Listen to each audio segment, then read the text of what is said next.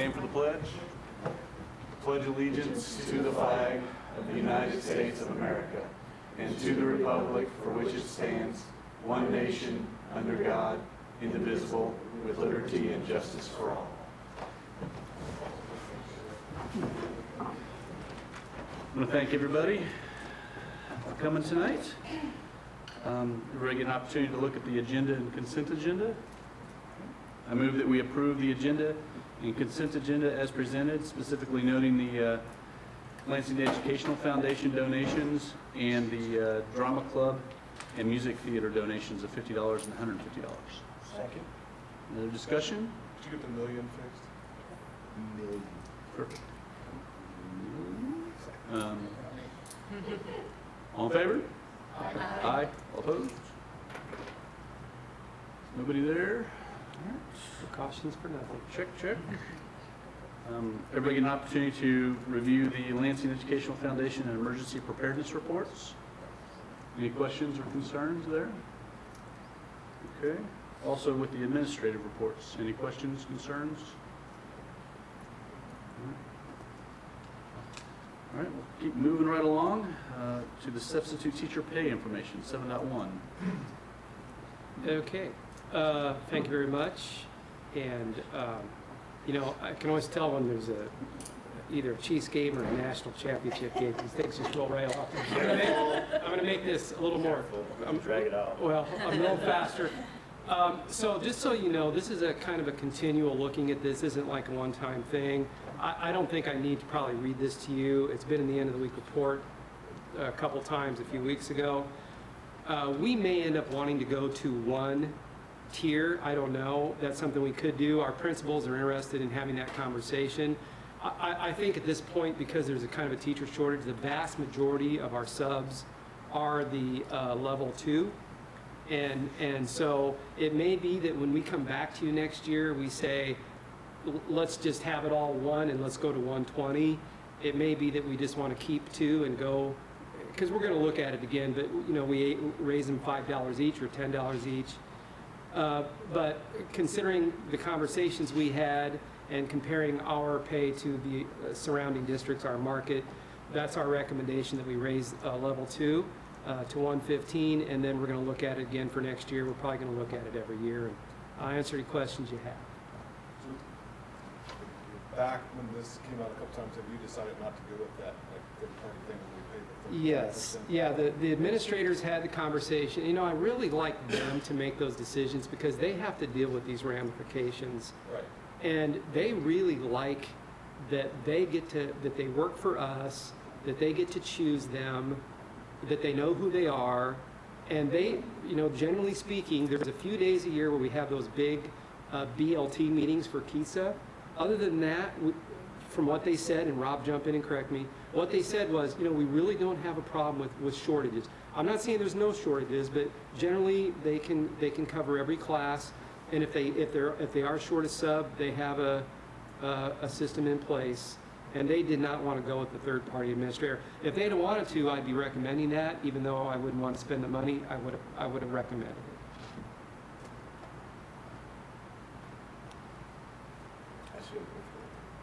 Okay.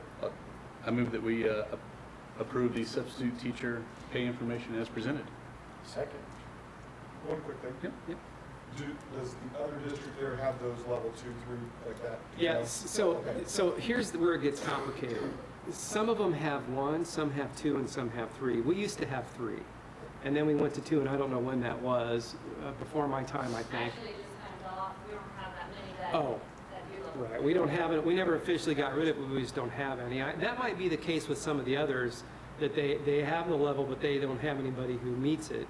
And so there's a few districts that have 1, there's a few that have 2. I think there's one that has 3, and it gets really confusing trying to compare them. But I can tell you that for level 2, we're a little low, and that would get us up about where everybody else is with level 1. We'd be right near the top or at the top. Yep. Okay, the motion, did I have a second? Okay, perfect. All in favor? Aye. Aye. All opposed? 7.2, we have the LHS course fee. Okay, so another one of our goals was to look at equity and poor kids. And so this is another ongoing conversation. We've made quite a few strides in the last few years. It used to be that there really were no breaks given for kids that were eligible for free meals or reduced meals. We changed that for our instructional materials fee, and we changed it for activity fees. The one thing we didn't, and I think we just didn't think about it, and I think it's probably an easy decision, is those two classes, we have actually class fees just for those classes. And I think we would all agree that it would be a bad situation if a kid didn't take a class or couldn't take a class because they couldn't afford it. And the best way we have of deciding whether somebody can afford something, and it's not perfect, is free and reduced lunch. And so the next steps, the other things and I just thought this would be an easy thing to do. We're also discussing putting and we've talked about this before, putting a limit of cost for a family. Right now, if you have 5 kids, you pay 5 times the fee. If you have 2, you pay twice. And so a lot of districts have a limit on how much you pay on course materials fees. That'd be the first thing we look at. We could certainly look at activity fees as well. Okay, here's Daryl, just give me 30 seconds. The meaning of public education is supposed to be free to the individual and paid for together because it's so important. Education is so important. So forgive me, but I always have to say that because it's why I'm in this business. And so even though in a lot of states it's illegal or in the Constitution that you can't charge fees to attend school, you cannot charge tuition in Kansas. But instead we have materials fees, and if there's a difference between that and tuition, I don't know what it is. So we would like to keep working on equity and at least not raising or limiting the cost to families, because even if you're not eligible for free or reduced lunch, if you got a bunch of kids, man, it's really expensive. And so we may come back in a month or two and talk about, for this coming year, but I didn't want to do that yet because remember, you're going to get that updated cash balances, revenue cost, now that the legislature's done, and Danielle's getting us a new cash balance estimate for this coming July. We're going to hear about health insurance in the next week or two. So we should have all those numbers in place. It's always an estimate, but it'll be more accurate. And then we can talk about, do we want to do something else on limiting fees? What would that cost? And then a couple other little things that, we're still looking at for next year, but that's one of the biggies. Any questions you have, I'm happy to answer them for you. Yep. I guess I assumed that the fees that we already had reduced, this was just part of it. I didn't realize this was separate, so I think it just makes sense that we should do this. And secondly, I like the conversation about people with multiple kids in the district, because I would hate to see the kid have to make the choice between culinary arts program and, playing a sport because they didn't have enough for both. Trying to figure out what's the best solution for that. Are these fees here, this doesn't count going to No. catered? No, these are in-house, part of our career tech ed. So I'd love your opinion on this.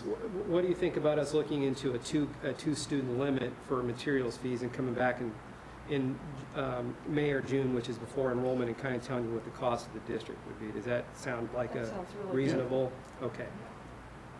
Or a multiple child discount or something like that. However it looks the best or works the best.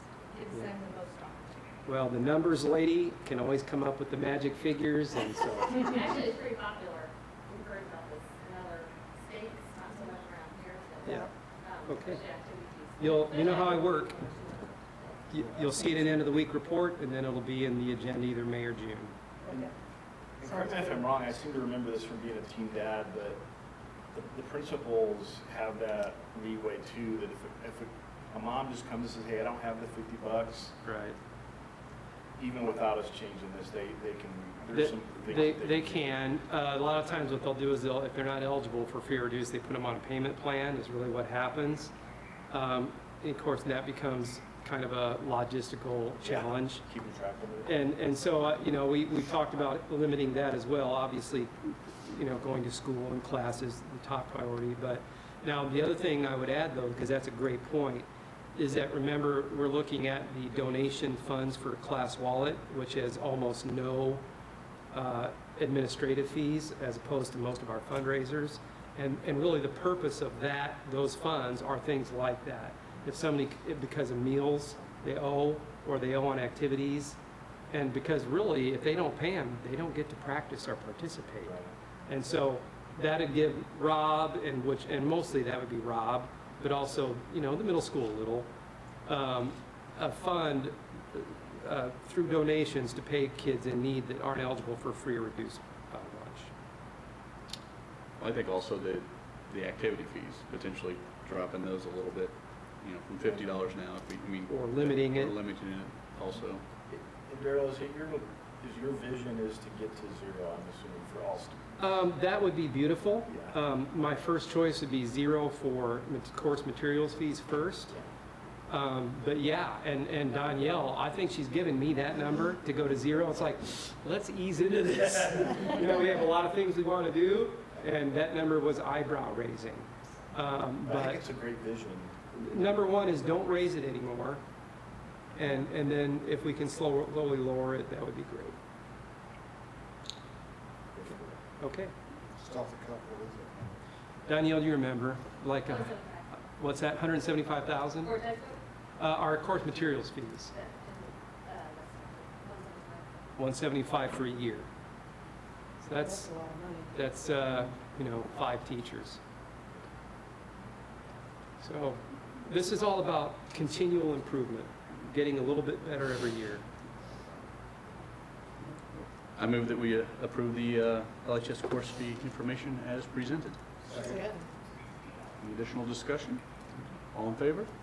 Aye. All opposed?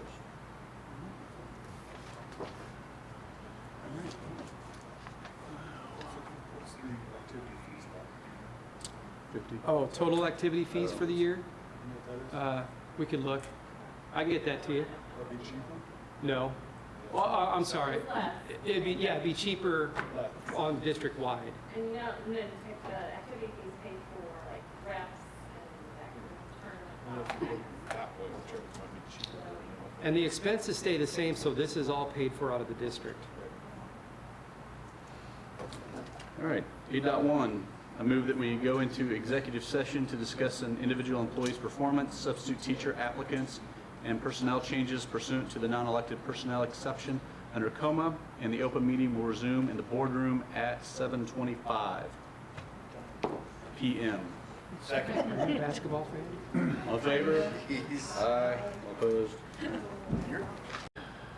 Approve the following resignations of Tanya Bullock, middle school teacher, Kelly Knapp as special ed, early childhood special language pathologist, and the following retirements of Diane Petner, middle school teacher, and Linda Deppner, a special ed interrelated teacher. The following appointments and transfers. The following appointments as Zachary Engel, Lansing Intermediate School, 4th grade. Leandra Walker, Lansing Elementary School, kindergarten. Carrie Anderson, high school counselor. Hannah Watkins, Lansing Intermediate School, 4th grade. And the following transfers. Holly Kane, 1st grade to 2nd, 3rd interventionists. And Nicole Wallace from 8th grade math to middle school math interventionist. And the following supplementals as Brian White for the driver's ed instructor. Second. Any other discussion? All in favor? Aye. Aye. All opposed?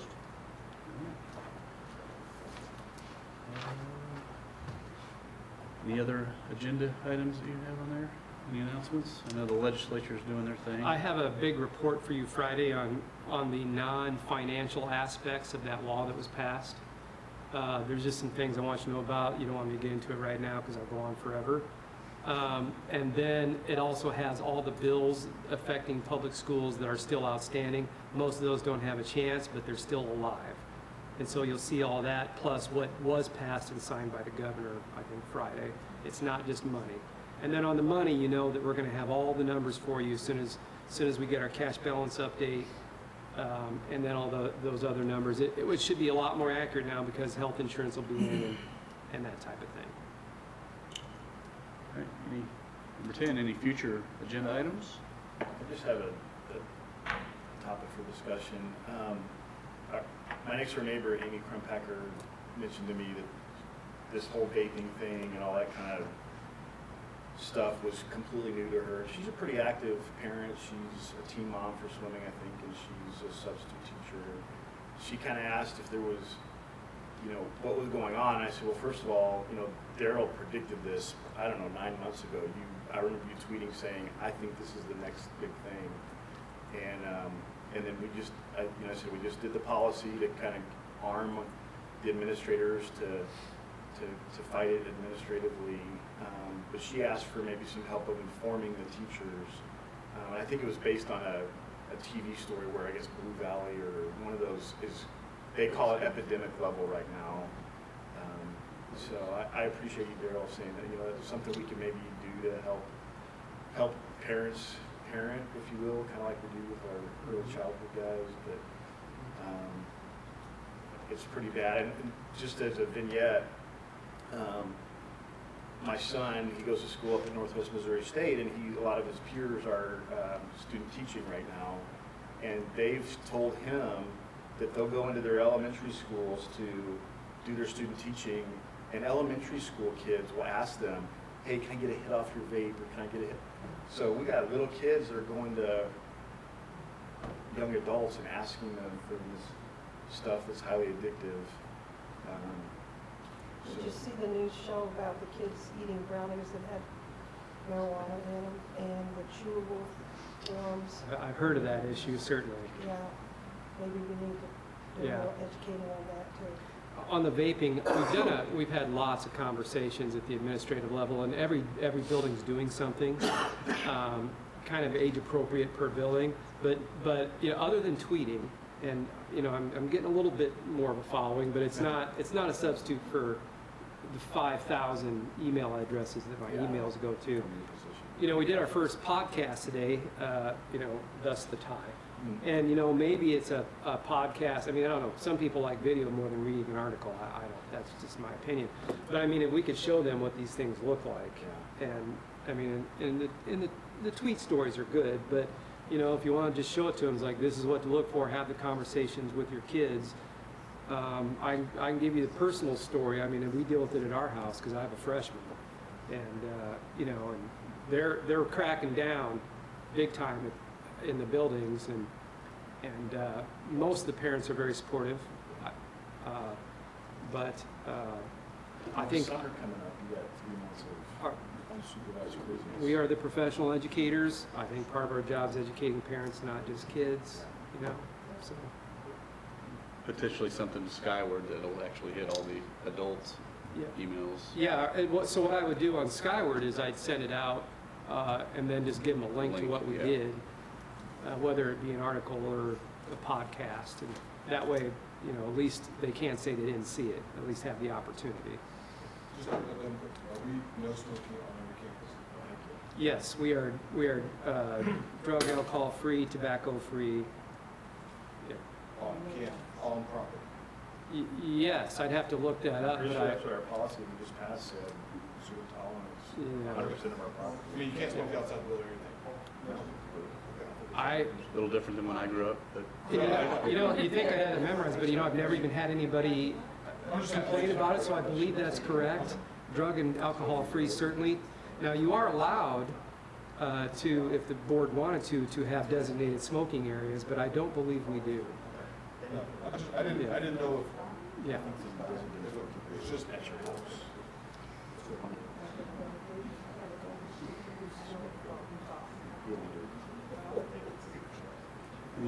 any additional items? Well, I move that we adjourn. Second. Second. All in favor? Aye. All opposed?